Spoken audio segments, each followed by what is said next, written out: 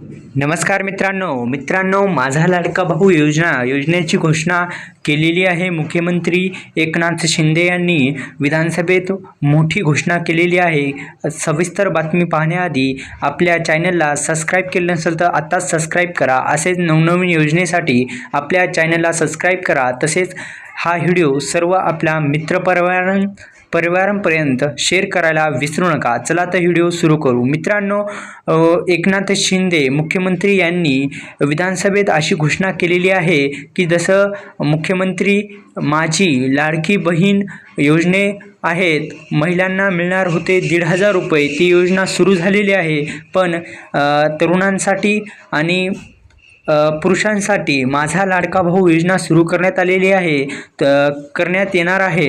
तरुणांसाठी ही मोठी घोषणा आहे आणि याच्या अंतर्गत महिन्याला मिळणार आहेत 10,000 रुपये, अशी घोषणा एकनाथ शिंदे यांनी केलेली आहे।